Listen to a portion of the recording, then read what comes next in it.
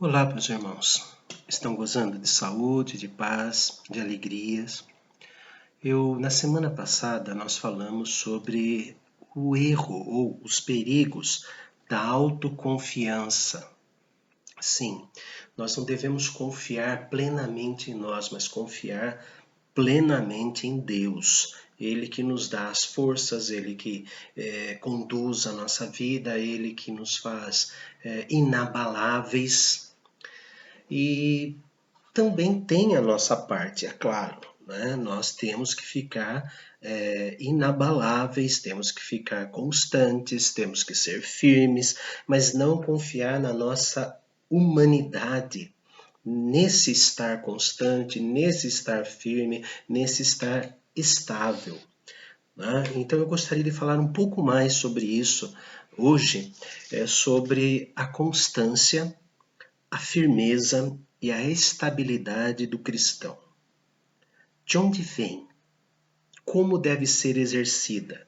Como alimentamos a constância, a firmeza e a estabilidade e, ao mesmo tempo, não sendo arrogantes, não sendo autoconfiantes? Então, eu gostaria do primeiro texto, que a constância, a firmeza e a estabilidade é exibida por Deus em todos os seus propósitos na nossa vida, em todos os caminhos da nossa vida.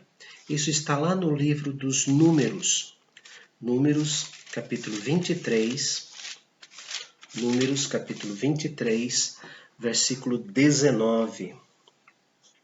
Números 23, 19. A estabilidade, a constância, a firmeza é exibida por Deus em todos os seus propósitos e em todos os seus caminhos. Números 23, 19 diz assim: Deus não é homem para que minta, nem filho de homem para que se arrependa. Porventura, tendo ele prometido, não o fará? Ou tendo falado, não cumprirá? Nós sabemos que tudo o que acontece na nossa vida, inclusive as coisas ruins, o propósito divino está ali. Talvez não enxerguemos isto logo de cara, logo durante o sofrimento, né? O Salmo 119 diz assim: Foi-me bom ter eu passado pela aflição, para que aprendesse os seus decretos. Salmo 119, versículo 71. O versículo 67 diz: Antes de ser afligido andava errado, mas agora guardo os teus decretos. Então, Deus tem um propósito para a nossa firmeza, para a nossa constância, para a nossa estabilidade em todos os caminhos que Ele põe na nossa vida. Outro texto sobre isso está em Daniel, capítulo 6, versículo 26. Daniel 6, versículo 26, quando o rei Dario, após ouvir a voz de Daniel, que estava vivo, passou a noite na cova com os leões, mas estava vivo, então ele faz um decreto. E o rei Dario diz assim, Daniel 6, 26, Faço um decreto pelo qual em todo o domínio do meu reino os homens tremam e temam perante o Deus de Daniel, porque ele é o Deus vivo e que permanece para sempre. O seu reino não será destruído e o seu domínio não terá fim.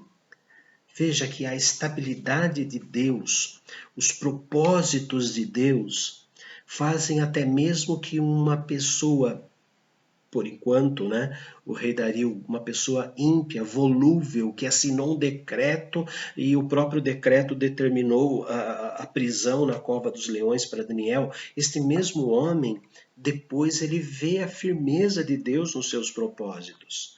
Eu quero chamar a atenção agora para o livro, para a carta escrita por Tiago. Tiago, capítulo 1, versículo 17. Tiago, capítulo 1, versículo 17. A constância, a firmeza, a estabilidade são exibidas por Deus em todos os seus propósitos e caminhos. Tiago 1, versículo 17 diz assim: toda boa dádiva e todo dom perfeito é lá do alto, descendo do Pai das luzes, em quem não pode existir variação ou sombra de mudança. Deus é totalmente constante naquilo que faz. Deus não se atualiza. Deus não faz novas teologias. Lembrando que a palavra teologia em grego quer dizer estudo de Deus, e Deus não muda. Vimos nesses textos, tanto em Números quanto em Tiago, que Deus não tem sombra de mudança. Ele continua o mesmo. Até quando alguém diz para mim que teologia, né, que doutrina é uma área da filosofia, de humanas, eu digo que não, é exatas. Deus é tão mais firme que as fórmulas matemáticas. Deus é tão exato e até mais exato que todos esses problemas matemáticos que surgem, porque Deus não muda. Deus é aquilo e será eternamente aquilo. Aquilo o quê?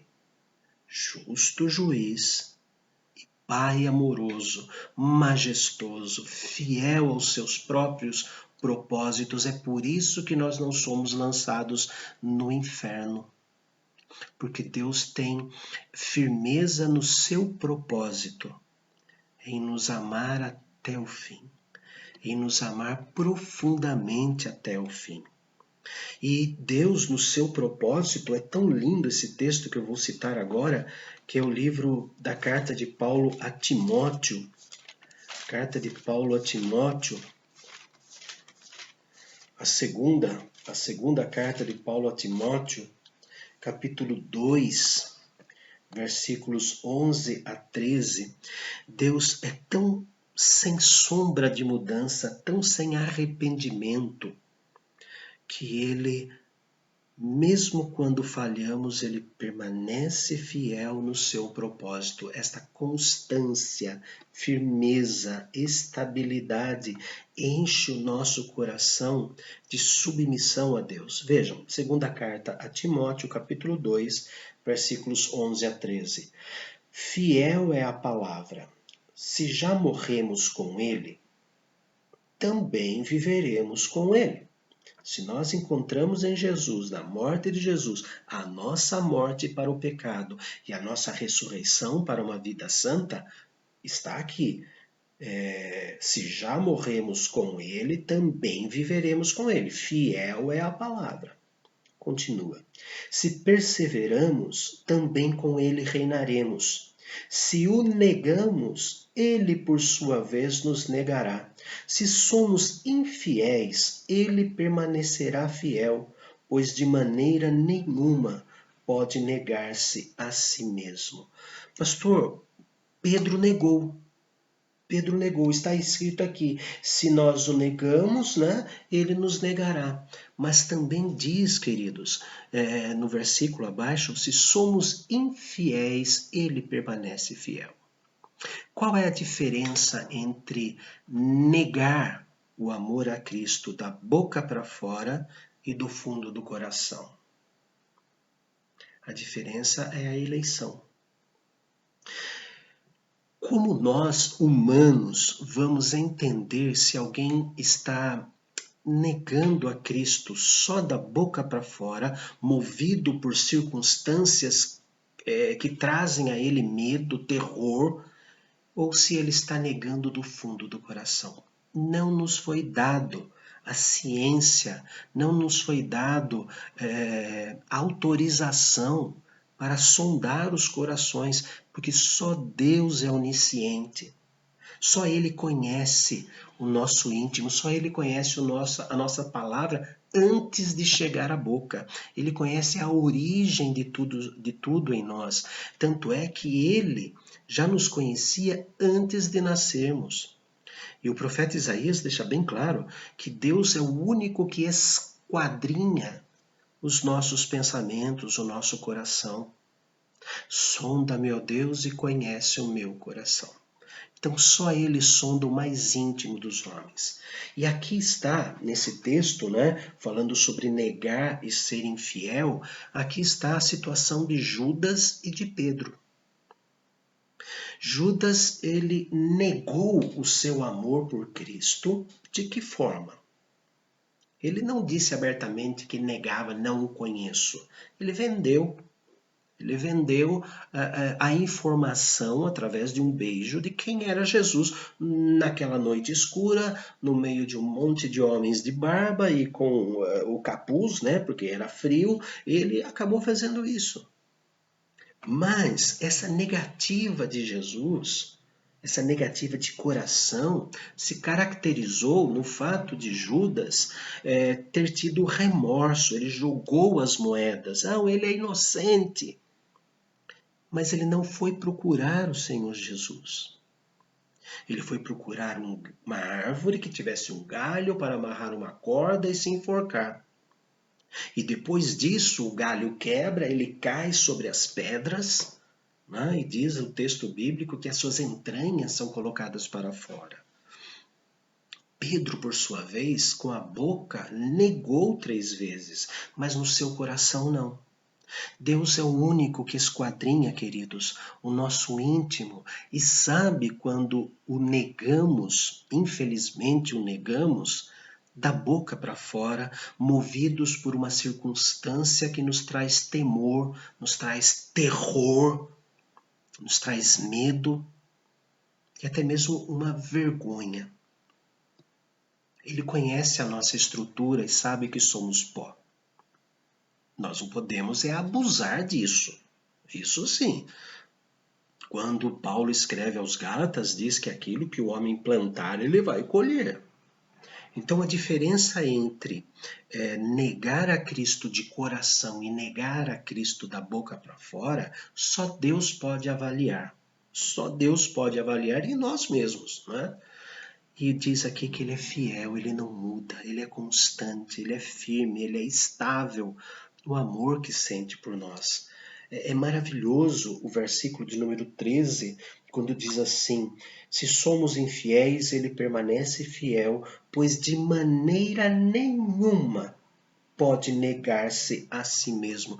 Deus jurou por ele mesmo nos amar e amar até o fim.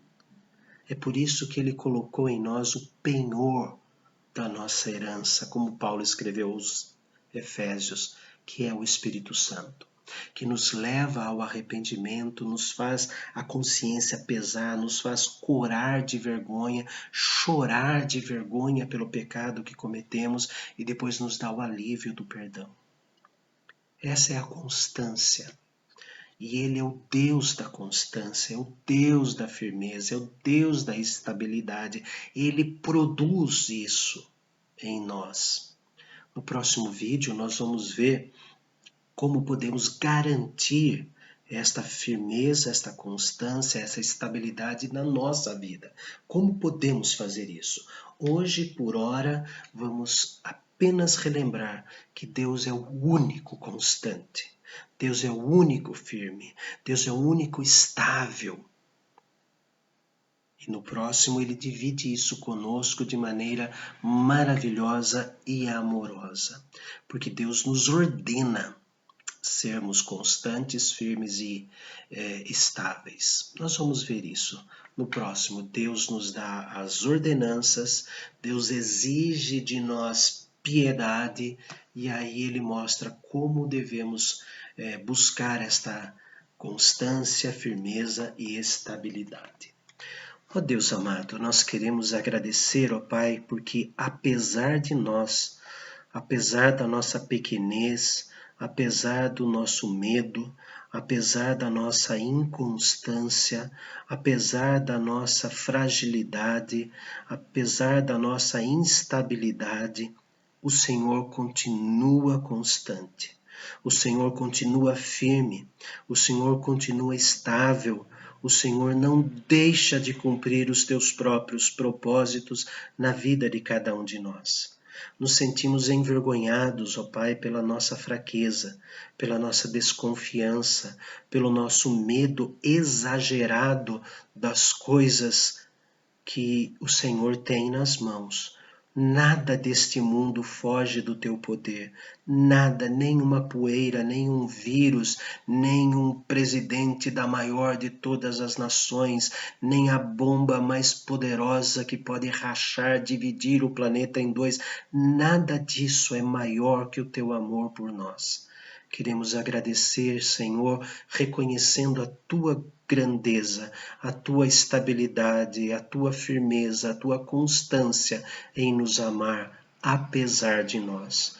Para a tua honra e glória, Senhor, nos ensine a sermos constantes, firmes e inabaláveis. Para a tua glória seja toda a nossa vida. Amém. Que todos possam, estudando a palavra, estar aqui presentes na continuidade desse estudo. Estudo da constância, da firmeza e da estabilidade, que é uma das marcas de Deus e que Ele quer que nós também sejamos, não sendo arrogantes, não sendo autoconfiantes. A Ele toda a honra, toda a glória e todo o louvor.